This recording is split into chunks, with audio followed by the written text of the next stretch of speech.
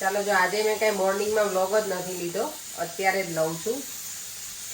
આજે જો અત્યારે બનાવી છે વઘારેલી ખીચડી અને એની જોડે ગઈકાલે મેં રોટલા બનાવ્યા હતા ને તો રોટલા વધ્યા છે, બહુ ખવાયા નહોતા કારણ કે પીઝા હતા ને જોડે તો દેવામાં નહોતું ખાધું. તો મને છે ને રોટલાનું વઘારેલો રોટલો બનાવીશ. મને લાસ્ટ ટાઈમે કીધું ને કે રોટલીનું શાક હતું કે ના, એને વઘારેલી રોટલી કહેવાય, એટલે અહીંયા સારે વઘારેલો રોટલો કહીશું આપણે આજે નામ. અને અત્યારે છે ને ઇન્ડિયામાં તો બહુ બધી જગ્યાએ એટલું ઢાબા ઉપર ને બધી જગ્યાએ બહુ ફેમસ થયો છે વઘારેલો રોટલો. રોટલી વઘારેલી બનાવું પણ રોટલો વઘારેલો ઓછો બને. તો જો મેં એનો આવી રીતે ચૂરો કરી નાખ્યો છે રોટલાનો. છાશ છે ઘરના દહીંની બનાવેલી છે આ છાશ, અને ખાટીવાળી છે. આમાં ખાટી છાશ હોય ને તો તમને વધારે મજા આવે. ને અહીંયા મારી કુકરની સીટીઓ બોલે છે, વઘારેલી ખીચડી બને છે ને એમાં, એટલે કે દેવમ ખાય કે ના ખાય એટલે મેં એના માટે ને પર્યંગ માટે બનાવી છે. અહીંયા મારું લસણ છે ને ચોપ થઈ ગયું છે. જો લસણનો વઘાર કરીશ, રાઈ જીરું અને લસણ અને છાશ નાખી અને પછી નાખી દઈશ આ રોટલો. આમાં તમે ઓનિયન નહીં નાખી શકો, પણ મેં એ ટ્રાય નથી કર્યું. આજે હું નોર્મલ આવી રીતે ટ્રાય કરું છું. સારું લાગશે ને તો નેક્સ્ટ ટાઈમ પછી કંઈક વધારે મોડિફાઈ કરવામાં આવશે રોટલો વઘારેલો. આજે હું ખાલી બસ આટલું નાખીશ અને લીમડો નાખીશ વઘારવામાં. ચાલો તો હું બનાવી લઉં ને તમને બતાવું કે કેવું બને છે. ચાલો જો ઓઇલ આવી ગયું છે એટલે એમાં રાખી રાઈ થોડી. અહીંયા ગરમી છે ને, રાઈ અત્યારે ઓછી નાખું ઉનાળામાં થોડી. જીરું, હિંગ, લીમડો છે ને હું સુકવણી કરીને જ રાખું છું, કારણ કે એવરી ટાઈમ હોય નહીં લઈને આવવાનું, એટલે ઇન્ડિયાથી આવ્યો છે ને સુકવણી કરેલો એ જ વાપરું છું. લસણને આમાં નાખી અને છે ને થોડી વાર એને સાતળવાનું, થોડું બ્રાઉન જેવું થઈ જાય ને ગોલ્ડન કલર ત્યાં સુધી. અને પછી એમાં નાખી દઈશું હળદર.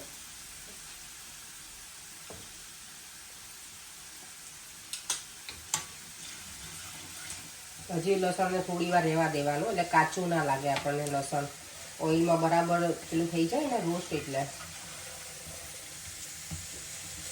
શિયાળામાં છે ને આવું લસણ એ મજા આવે ખાવાની, ખાલી લસણ જ, અને એની જોડે ભાખરી કે રોટલો. અને આજે મારા ઘરનું તમે કિચનની હાલત જોઈ શકો છો. જો આવા પરાક્રમ કર્યા છે આજે પર્યંકે.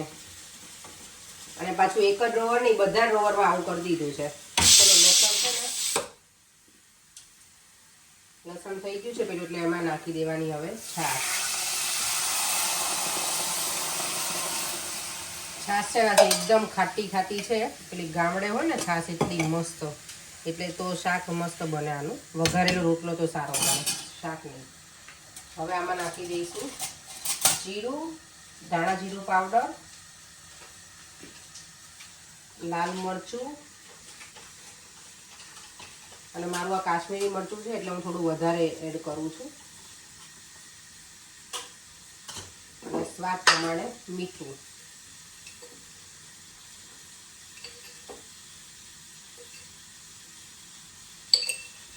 હવે આને બરાબર ઉકળવા દેવાનું અને પછી અંદર આ રોટલો છે ને નાખી દેવાનો. ઉકળી જાય ને ત્યારે આ જો બધા આટલા કર્યા જ પરેંગ કે આવું કેમ કર્યું હશે પરેંગ તમે? કલર કાઢીને પછી કલર કરવાનો. પણ એમની આવી રીતે કરાય. જો તો અડધા કિચનની તો હાલત ખરાબ કરી નાખી છે. બોલો, જાતે ને જાતે ડિઝાઇન કરી છે. મને લાગે તમારે હવે બિલ્ડર બનવાની જરૂર છે એવું લાગે ટૂંક સમયમાં. કલર ઉખાડવાનું બિલ્ડર ક્યાંથી બની? તો આ બધું ધીમે ધીમે જો ને આ પ્લેટફોર્મની હાલત ફરાવલી કરી નાખી ખરાબ. એ થોડુંક હવે કિચન ચેન્જ કરવાનું છે. ચલો જો વઘારેલો રોટલો થઈ ગયો છે રેડી. મેં આ ઢીલું રાખ્યું છે કારણ કે થોડું ઠંડુ થાય ને પછી વધારે ઘટ થઈ જાય ને એટલે. અને આવું મજા, નાની જોડે ઓનિયન મસ્ત મજા પડી જાય. આમાં હું લીલા ધાણા નાખી દઈશ સમારેલા. જો રોટલાનું શાક તો એટલું સરસ બન્યું છે ને, પણ તમને કેવું લાગ્યું? બહુ ગરમ. ટેસ્ટમાં કેવું લાગ્યું? સારું, મજા આવે એવું છે. ટ્રાય કરજો આવી રીતે. ક્યારેક રોટલો પડ્યો રહે ને તો મજા આવે. પછી ઠંડો રોટલો એમને ના ગમે, તો આવી રીતે છાશમાં વઘારીને મજા આવે છે ને. હું અને દેવમ બેસી ગયા છીએ વજ્રાસનમાં. હું બેઠી છું આજે જમ્યા પછી. દેવમ તો વજ્રાસનમાં ના બેઠો. બેટા જમીન મેં તને શું કીધું, આવી રીતે બેસે ને તો સારું દે.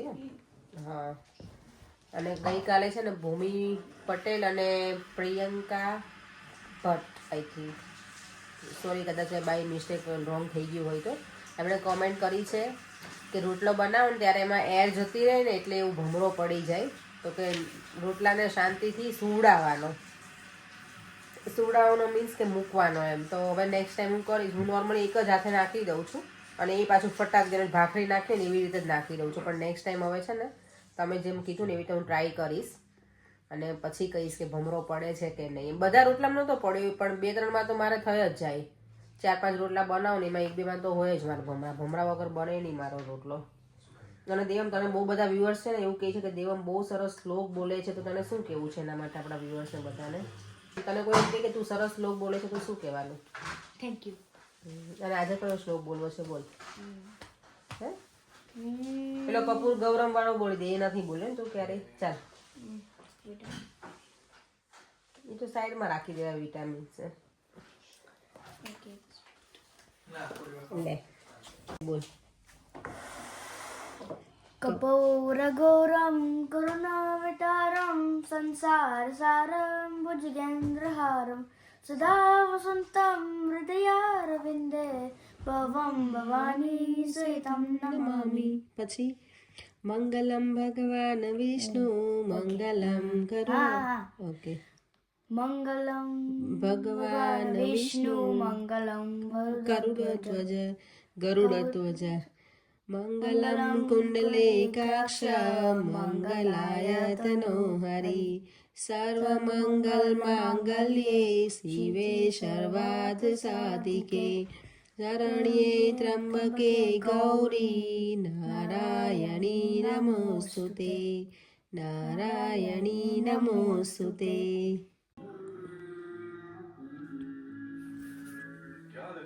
ચાલો જો પરેંગથી ટીવી જોવાનું ચાલુ જ છે. હવે મને એવું થાય છે કે હું તો સુવા જતી જ રહું. સ્ટીમ લઈ લીધી છે. અવાજ અત્યારે થાય ને તો પાછો બેસી જાય છે મારો અવાજ, આખો ચેન્જ થઈ જાય. એટલે દિવસે ઓકે હોય, રાત પડે ને અવાજ ચેન્જ થઈ જાય, નોઝ બ્લોક થઈ જાય છે.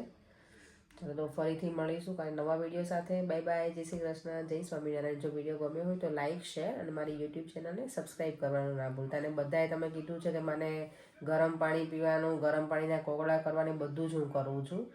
ગરમ પાણી તો પીવું જ છું, સ્ટીમ પણ લઉં છું જોડે જોડે. એટલે આજે ગળામાં મને બળતું નથી પણ હવે થોડું નાક ખાલી નોઝ બ્લોક છે ને એ જ છે. બાકી આમ ઓકે છે બધું. માથું આજુ નથી એટલું બધું દુખ્યું. સવારમાં દુખતું હતું થોડું પણ ઓવરઓલ ઓકે છું. થેન્ક યુ સો મચ બધાને સજેશન આપવા માટે. બાય.